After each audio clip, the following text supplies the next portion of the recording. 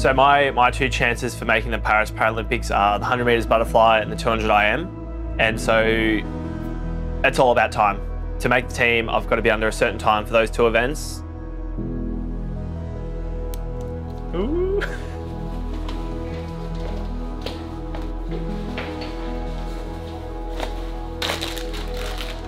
Oh, it's shaky. The 200 IM is 2:16.58 and the 100 fly is 57.44. So those two numbers have got to be under on race day. If not, I'm done for.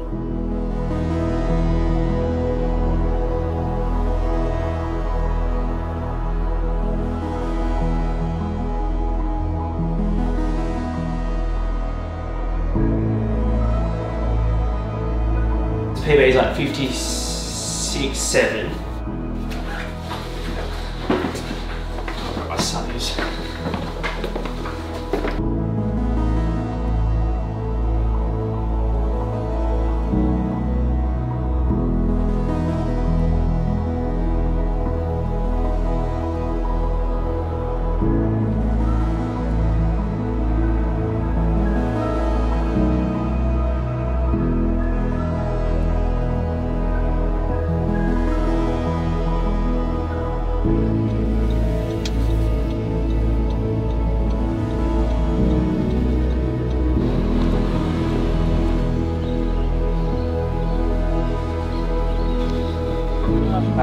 Later. I'll see you after. Yeah.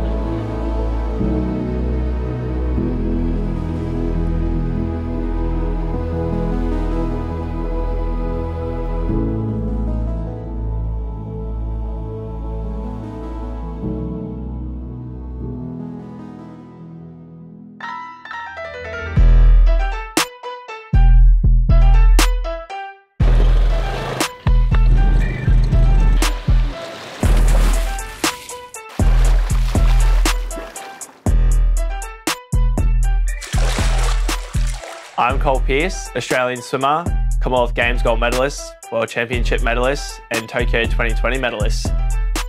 My dominant stroke is the 100 metres butterfly, and right behind that is the 200 IM.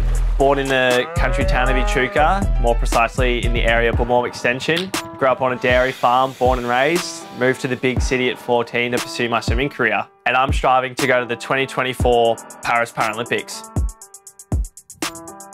Do I say that? Yeah. Yeah. June is when the Olympic and Paralympic trials are on. That's when I need to hit the qualifying time for the 200 IM and the 100 fly.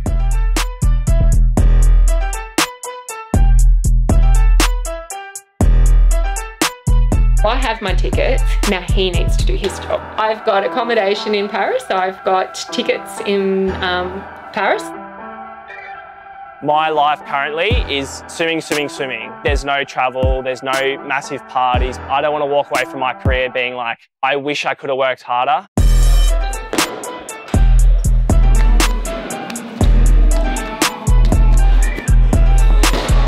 When I was a little kid, when I first met Ali Cole, I saw her 5 Paralympic London 2012 gold medals, and I was like, that's pretty cool. She's who inspired me to go to the Paralympics and be a swimmer, and she comes from the country. She's a lovely person.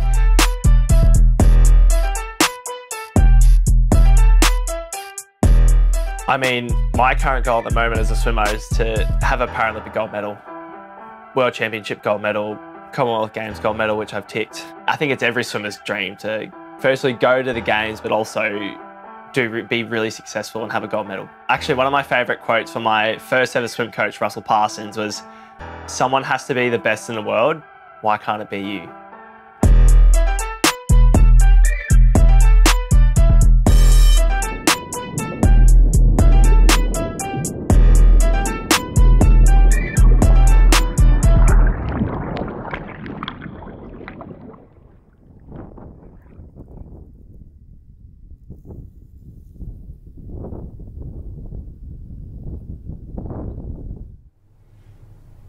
You were never very keen on Santa. Who was that? This is one of my favourite photos because this is just after his accident, and it really shows the stump where he had to walk around with just compression on the stump because we couldn't build a foot. It was too early. Here we go.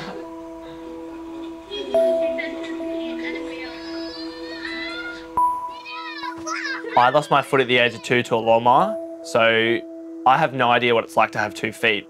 8 weeks since our operation. Since we lost our foot. And look, there it is. It's all gone. I'll take the bandage off and there it is. Is that your new foot? Cole lost his foot on a Sunday afternoon and we had to go via air. It only took us 45 minutes to go down in a chopper. And he had surgery when we first got there to clean it. And then 2 days later, he had surgery to amputate the rest of his foot.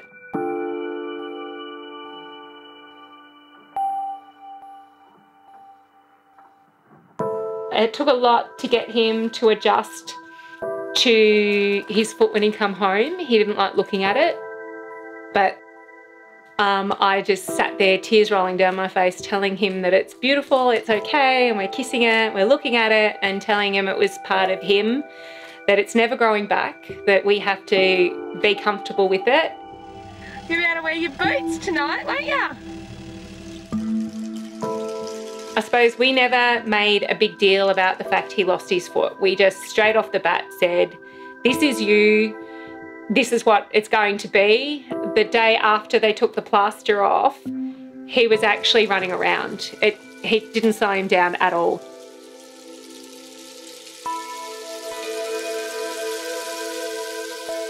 The family and everyone around me is the #1 important thing with my disability because I have no idea what it's like with 2 feet.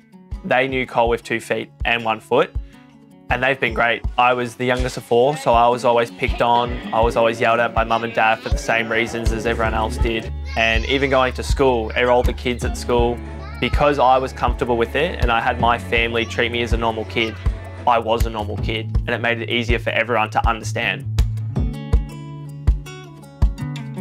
Back when we were, I would have been young, like maybe like prep-ish. I don't. And he used to take his leg off, and obviously I'd never seen anything like it. And he used to be able to like make it like jiggle, like twitch. Like how you twitch your toes, I twitch my stomach. Yeah, and it was like, that was probably the first thing I remember. I used to go home and tell mum, I was like, there's this bloke and he's like missing a foot. And then she's like, yeah, like it's a Pearse. You used to kick with it? No!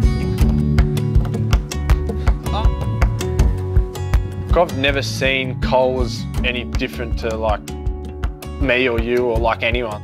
Obviously he can still do anything anyone can, so I don't know. To me, like, even if I see other people now with like prosthetics, I'm just like, oh well, like my best mate has one, so like it's just normal for me, so yeah.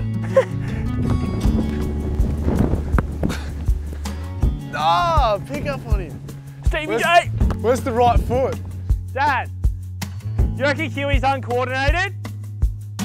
Mr. Hodgins sits us down, he's like, righto boys, like obviously with me you can say whatever you want, but other teachers have like been telling us about what you've been saying to them and whatnot.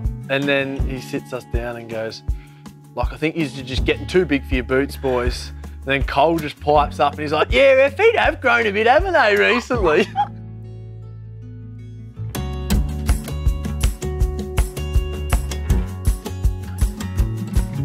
For me, I don't look at myself as a para swimmer. I look at myself as a swimmer who just has 1 foot.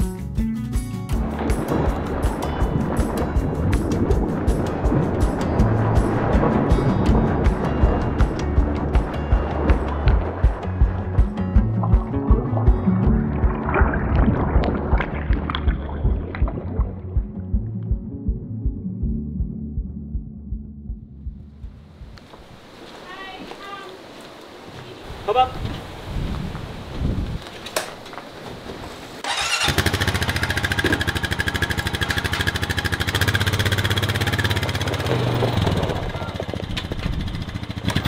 I am not getting done by work sake because you haven't got a helmet on. That's very true. Cole was a very difficult child. He swallowed a nail, he drank cow medicine out of the fridge, he climbed the silos at the dairy, he climbed the hay at the dairy. He crossed the road 4 times even though I paid babysitters to look after him, so Cole had to come to work with me.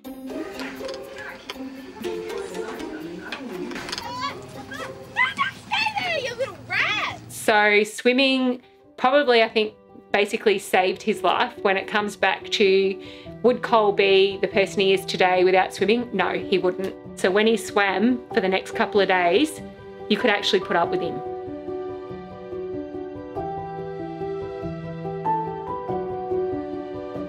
He hated the pool, actually. He probably screamed for 12 months in at the pool.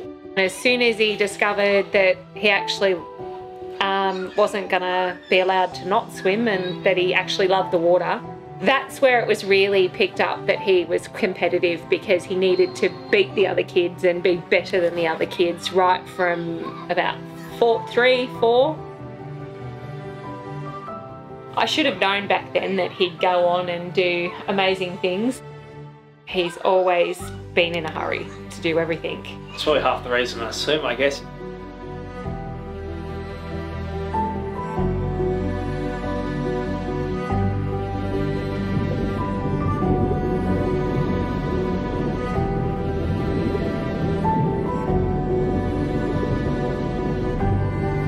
He might be broken, but he's not disabled.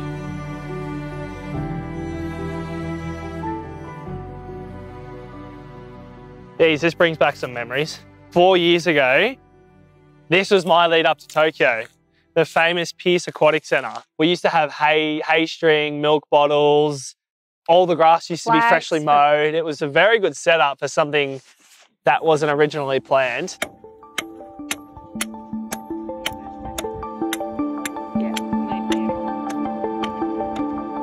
When people ask, you know, what medal means the most to you, what was probably like the one standout in your career, for me, it was the whole 2-3 year period during COVID. All I could think about was pretty much lockdown, training in the dam, stressing about my VCE, year 11, year 12, and making sure I'm actually training hard enough and enjoying swimming in such a tough time.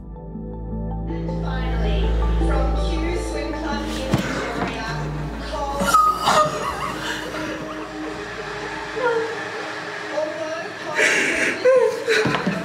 due to COVID restrictions placed on Victoria, he achieved qualifying time at the Australian Multi-Class Championships. Congratulations to you. My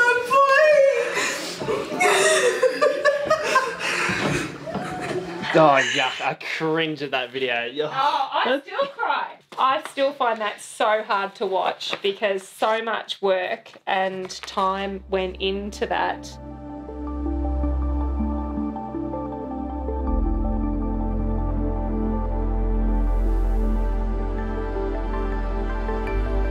Bronze in Tokyo was special. I was only 18 at the time, so my thought process was the whole enjoy it. The hard part of that whole journey was over, and I got to enjoy and, I guess, sit there and think about the rewards that I've achieved and all the hard work I put in.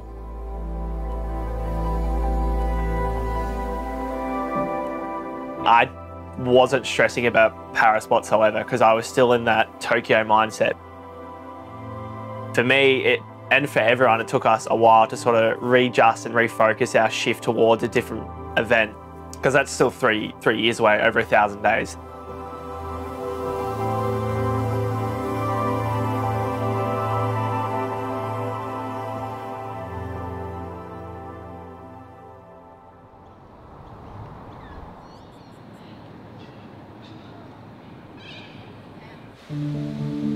The key milestones are pretty simple to make the Paralympics. It's World Championships the year before, 8-10 months of intense training, trials, and then that's it.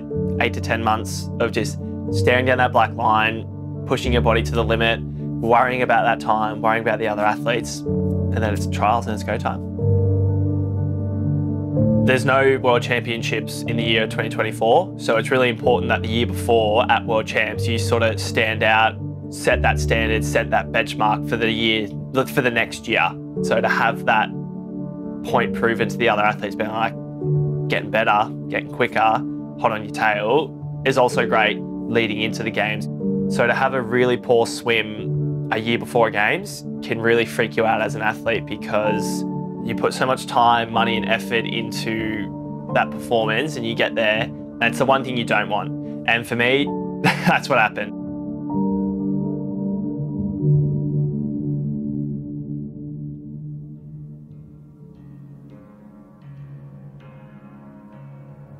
think as an athlete, when you train so hard and you do certain times in training and it doesn't sometimes always come together at the benchmark event, it's hard, it's tough, it's frustrating. He took a photo, I hope I'm allowed to say this. He took a photo of his bag and the scene after his race, and he has that on his wall, and whenever things get hard in training, stuff like that, he looks back on that and knows, I don't want to feel like that again.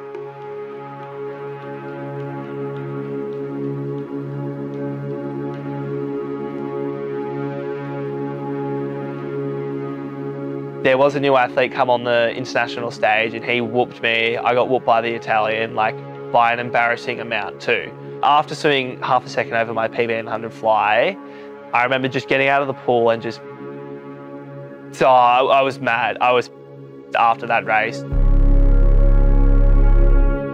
Anyways, once I was alone, I remember walking past Kira and a few other athletes. And normally they would give me a high five or a hug and say, you know, it's okay or something. But right from the get-go, the last thing I wanted was like affection and people saying it's okay, it's fine, because it wasn't. It's hard. And I remember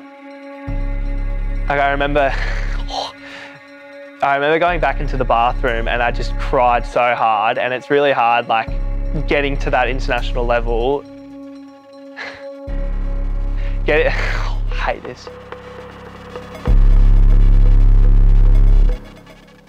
Leading into it, training wasn't 100%, had a few niggles in my back. There are other problems in my personal life that was happening at the time, which sort of affected my preparation leading into World Champs. But I think the number one thing for me, what went wrong, was I just panicked.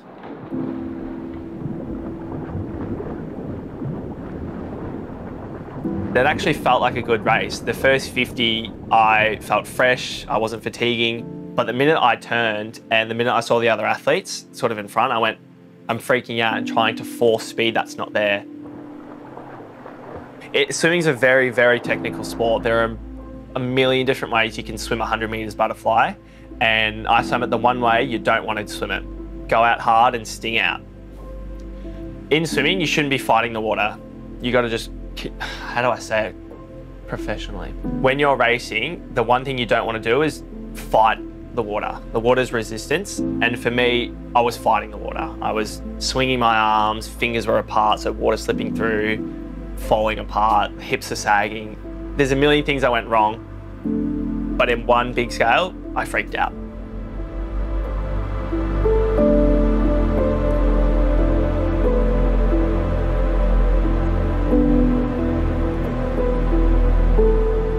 It was shattering. Because I'm so young, I've never had that feeling before of getting to an international stage and swimming poorly. My immediate thought was, that swim's not going to get me on the team next year.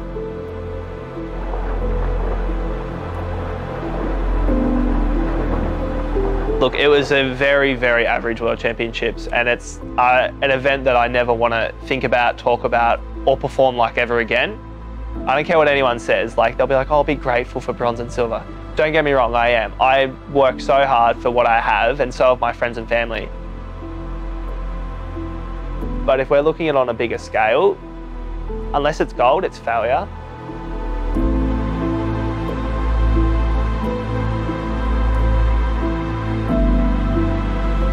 My whole life, I put everything off for swimming. And when you get to an international level and swim poorly, you kind of just think to yourself, like, kind of just wasted the past 2, 3, 4 years of my life dedicating to swimming, which got me nothing.